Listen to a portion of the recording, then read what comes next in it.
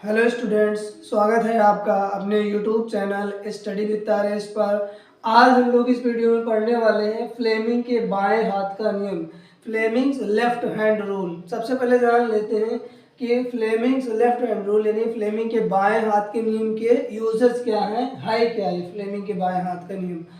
तो यहाँ पे जो मैग्नेटिक फील्ड होता है, किसी भी मैग्नेट के बीच में क्या होता है, चुंबकीय क्षेत्र होता है। अगर कोई मैग्नेट है, चुंबक है, तो उसके बीच में क्या होता है, उस चुंबक के बीच में क्या होता है, मैग्नेटिक फील्ड होता है।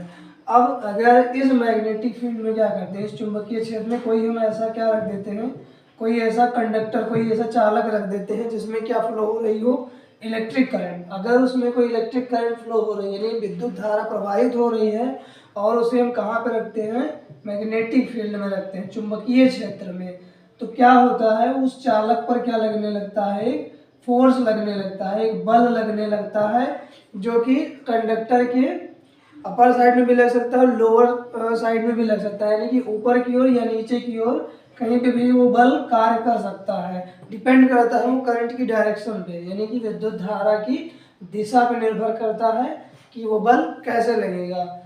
तो हमें उसी बल को ज्ञात करने के लिए, उसी फोर्स को फाइंड करने के लिए कि अगर कोई क्या है, धारावाही चालक तार है जिसमें इलेक्ट्रिसिटी फ्लो हो रही है, और अगर उसको हम किसी चुंबकीय क्षेत्रीय धारा उसको कहाँ रख देते हैं, किसी मैग्नेटिक फील्ड में रख देते हैं, तो उस पर जो फोर्स लगेगा वो किस डायरेक्शन में लगेगा, उस फोर्स की डायरेक्शन को फाइंड करने के लिए क्या करते हैं, हम फ्लेमिंग के बाएं हाथ के नियम का उपयोग करते हैं। अब यहाँ देखते हैं फ्लेमिंग के बाएं हाथ का नियम है क्या। यहाँ फ्लेमिंग के बाएं हाथ के नियम के अनुसार क्या होता है कि हमें अपने बाएं हाथ की तर्जनी, ये क्या है, तर्जनी यानी फर्स्ट फिंगर या बोलते हैं index finger, first finger and middle finger, मध्यमा, और इन दोनों को क्या करें, और थंब को यानी अंगूठे को, अपने तर्जनी, ये क्या है, तर्जनी है, ये क्या है, मध्यमा है, और ये क्या है, अंगूठा है, अपने तर्जनी, अंगूठे और मध्यमा को इस प्रकार फैलाएं कि तीनों क्या रहे, तीनों परस्पर क्या रहे, लंबवत रहे। जैसे ये उंगली और ये उंगली क्या है, परपेंडिकुलर है, तीनों उंगलियां क्या हो, परस्पर लंबवत हो। तो अगर जो तर्जनी है वो चुंबकीय क्षेत्र की दिशा को प्रदर्शित करे, और धारा की दिशा को कौन सी उंगली प्रदर्शित करे, मध्यमा धारा की दिशा को प्रदर्शित करे, तो जो अंगूठा होता है वो चालक पर लगने वाले बल की दिशा को प्रदर्शित करता है। यानी कि if we stretch our first finger, thumb and middle finger of left hand such that they are mutually perpendicular to each other, then if index finger shows the direction of magnetic field, index finger shows the direction of magnetic field and middle finger shows the direction of electric current, then the thumb points towards the direction of force or direction of motion। यानी कि अगर हमारी जो index finger है, first finger है, वो magnetic field की direction को शो करे, करंट कंडक्टर में फ्लो होने वाले, ये मिडिल फिंगर क्या है, कंडक्टर में फ्लो होने वाले करंट की डायरेक्शन को शो करे, तो जो थंब है वो क्या शो करता है, किसी उस कंडक्टर पे लगने वाले फोर्स या उस कंडक्टर की मोशन की डायरेक्शन को शो करता है। आइए देखते हैं यहाँ पे, जैसे मान लीजिए ये क्या है, कोई चुंबक है, ये कोई मैग्नेट है, और ये क्या है, फिर इसके बीच में मैग्नेटिक फील्ड होगा, चुंबकीय क्षेत्र होगा। मैग्नेटिक फील्ड को हम क्या करते हैं, बी से डिनोट करते हैं, और ये क्या है, सपोज कर लो कोई करंट कैरिंग कंडक्टर, कोई धारावाही चालक तार है जिसको हमने इस मैग्नेटिक फील्ड में क्या किया है, प्लेस कर दिया है, इस चुंबकीय क्षेत्र में हमने इसको रख दिया है। तो अब हमें ज्ञात करना है कि इस पे जो फोर्स लगेगा, जो बल लगेगा, वो अप साइड में लगेगा या फिर डाउन साइड में लगेगा। यानी कि मान लीजिए चुंबकीय क्षेत्र में रखा हुआ चालक है, तो इसमें बल इस तरह से ऊपर की ओर लगेगा या इसमें बल नीचे की ओर लगेगा। तो वो ज्ञात करने के लिए यहाँ पे अप्लाई करते हैं हम ये थंब रूल। यहाँ पे देखो, ये जो उंगली है इंडेक्स फिंगर, इसको कहाँ रखना है, मैग्नेटिक फील्ड की डायरेक्शन में।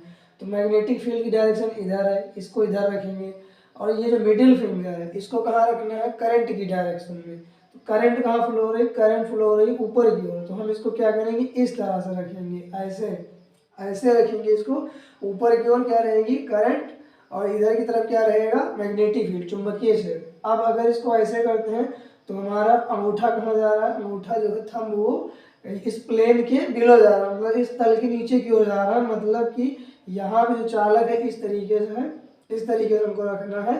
तो यहाँ पे अंगूठा क्या है, इस चालक के नीचे की ओर जा रहा है, तो यहाँ पे जो फोर्स लगेगा वो बल कहाँ लगेगा, नीचे की ओर लगेगा यहाँ पे।